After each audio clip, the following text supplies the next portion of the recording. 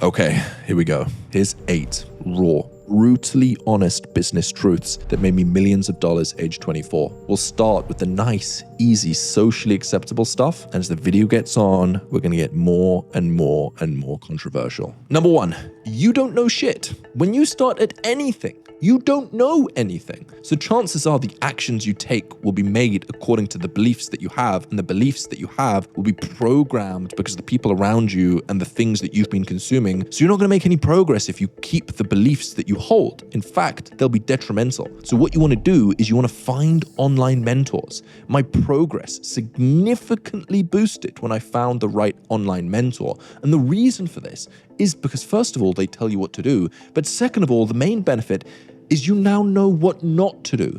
So much effort and energy is wasted in the beginning by questioning, am I doing the right thing? Should I do this? Should I do that? Should I do it in this way or should I do it in that way? Am I gonna make any progress? So much time spent spinning your wheels because you don't know what not to do. Finding an online mentor helps you focus, and that can completely change the game. So the first rule of online business is to learn from people ahead of you. Number 2, stop self-improving. Start problem solving. You see, what most people do when they want to start an online business is they get into personal development. And personal development is basically a concoction of prescriptions that is blindly recommended to everybody. You need to start doing gratitude journaling. You need to start meditating. You need to start going to the gym. This is what they tell you. But you should never be seeking solutions. You must always, if you want to make significant progress in life, start by defining the problem. Because what if the solution that you're implementing is solving a problem that you don't even have? Now you're just wasting time. Now you're not making any significant progress. Always start by defining the problem. Ask yourself, what is the number one biggest problem that I have in my life that, if solved, would catapult me towards my goals, would solve almost all of my problems? Then ignore everything else and focus relentlessly on solving that one specific problem. Who cares about being more grateful? If your goal, if the problem that you have in life isn't that you're not grateful enough, then that isn't the solution that you should be implementing. You're spending your time doing slightly productive tasks that personal development recommends to you. But if you were just to define the problem, you would realize that you could spend your time doing slightly productive tasks, or you could spend your time doing the ultimate, most productive task in the world, because your time is limited. So you can either fill your time with slightly productive tasks or megally productive tasks. I don't think megally is a word, but you get the point. Define the problem, focus on solving the problem, ignore everything else. Problem solving, not personal development or self-improvement. Number 3, nobody cares about you. No one believes anything you have to say until you prove that your words have weight. On the internet, when there's billions of people connected, credibility is what makes you stand out from everybody else. I see so many people making videos. Here's 3 tips for self-improvement. Here's 5 ways that you can start making money. But these people aren't making any money and they have no proof in their life that they're improved on the personal development journey. So why would I listen to them? Everyone is going to think, oh, who's this person sharing their opinion? Nobody cares about your opinion until you state your credibility. If you were to create a YouTube channel and you were to say the exact same advice that Warren Buffett gives, the exact same advice, maybe your advice is even better than what Warren Buffett gives, nobody cares because you don't have an 80-year track record to back up the words that you have to say. And if you have no credibility, you need to get some, either by associating yourself with other credibility. So when I started as an 18-year-old making YouTube videos, nobody cared what I had to say. Nobody cared about my opinions. So I found credibility elsewhere, stoicism, and I said, this isn't my opinion. This is what Marcus Aurelius had to say. Marcus Aurelius was the world's most powerful man. He was the Roman emperor. This is what he had to say. And now people are like, well, this guy doesn't have an opinion, but Marcus Aurelius had an opinion and Marcus Aurelius has credibility. So now I get credibility by association. This is called credibility hacking. You can look into scientific literature, you can look into other mentors, you can look into philosophy, you can look into science, you can get credibility from all of these different places and use that credibility hack until you can build your own credibility. And when you have credibility, state it everywhere. People get shy, people get nervous, people don't want to sound cocky, but on the internet, that is the thing that differentiates you from everyone else. It's how much credibility do you have. So state it everywhere. Like at the start of the video, I said I've made millions online. If this video didn't have that one simple sentence, then all of the words that I had to say after it carry nowhere near as much weight. So build credibility or credibility hack. And when you get credibility, state it everywhere if you care about people having to listen to you.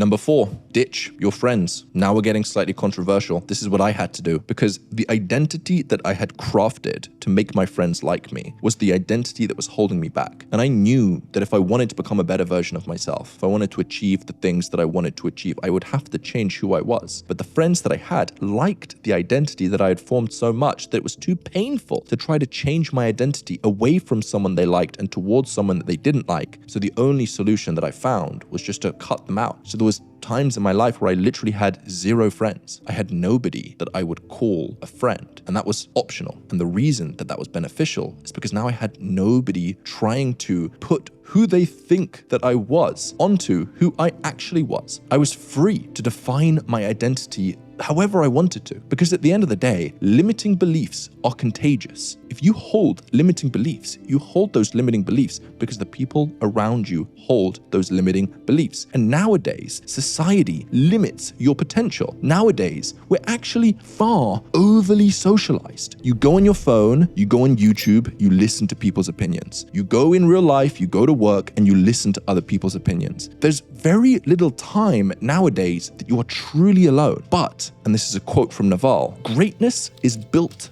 in solitude. The only way you can become someone truly incredible is if you give yourself the space and the solitude and the loneliness that's necessary to breed that incredible levels of discipline and the incredible levels of mastery. Success requires obsessive focus, and obsessive focus can't happen when you're still on the social circus, when you have birthdays to go to every other week and every Friday you have to go up and meet up with your friends. That's gonna interrupt the obsessive focus that's needed to pursue mastery and reach incredible levels of success. A quote from Nikola Tesla, "Be alone. That is the secret of invention. Be alone. That is when ideas are born." So don't be afraid to be a loner. Don't be afraid to cut out your friends if they're the ones that are holding you back. Number 5, you suck. The reason you aren't getting results in your business, the reason you aren't making money online is because you suck. You aren't good enough. You haven't put in the thousands of hours of improvement necessary to get good enough. And on the internet, there is a lot of quantity. You can't stand out by making stuff. You stand out by making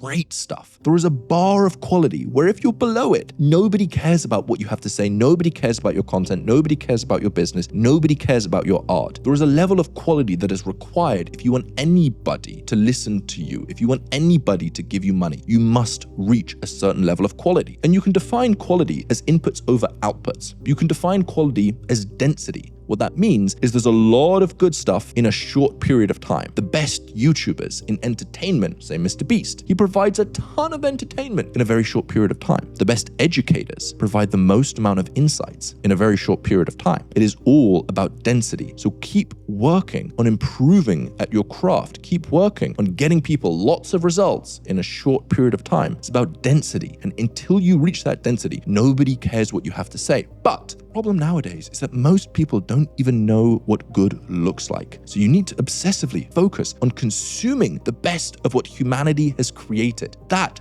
is when you understand what quality looks like. If you watch some of the best movies, you use some of the best products, you consume some of the best food, you listen to the best music on the best speakers, then slowly you start to understand what quality actually is, and you can take elements of that quality and implement it into your own craft. So stop consuming junk, start being a quality connoisseur, and look for the finer things in life. Look for the things that people have obsessed over and people have mastered in order to create something beautiful, and try your best to get your hands on those things. Try your best to experience those things so that you know what good looks like, so that you can make good things. Number 6, realize that traditional systems are failing. Avoid the 9 to 5. It's not going to give you the life that you want. Drop out of college unless you're studying veterinary science or doctor or any job that requires a degree, because the education that you can receive through the internet will far exceed the things that you're paying tens of thousands of dollars for. On my very first day I went to university, I was studying marketing. My very first day, my very first lecture, I realized I'd made a mistake, because the quality of education I was receiving was far worse than the quality of education I was receiving on YouTube, where I could listen to the best of the best of the best entrepreneurs, the best of the best of the best marketers. Very quickly I realized it was a mistake, and I did everything that I possibly could to drop out as quickly as humanly possible. These traditional education systems and these traditional systems that worked for your parents' generation no longer work. You cannot rely on them to give you the future that you want.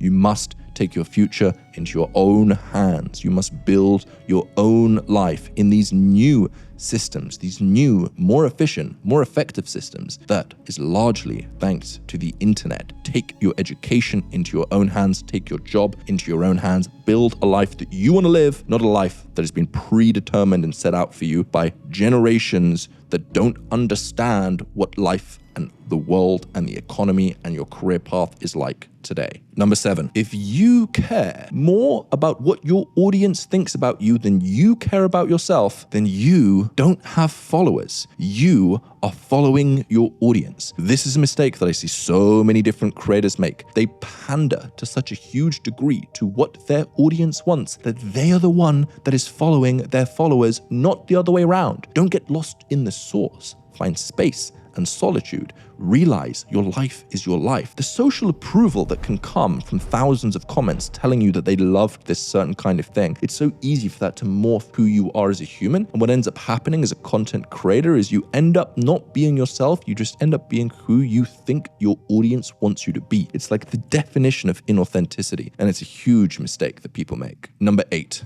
be prepared to go through torture in order to build an incredible career for yourself. That's quite a large output, okay? So we know all things in life are inputs and outputs, cause and effect. Things happen that lead to other things happening. You do things that lead to a consequence, right? And the consequence that you're trying to make a reality is you want to reach financial freedom. You want to reach an incredible career for yourself. That's quite a huge output, right? That's like a lot of money or a lot of respect or some beautiful body of work that you want to produce. It's a huge output. And unless you have perfect leverage, which is the ideal situation, in order to create massive output, you must put in massive amounts of input. So I didn't go out. I didn't go to a nightclub for years. I cut out my friends and I just worked and I put in the reps. I put in the inputs necessary to create the huge output, and it sucks. You have to work for thousands of hours with no guarantee that you're going to get results, with no guarantee you're ever going to get results. And if you do get results, it's going to take you a long time. It's going to take you pain. It's going to take you suffering.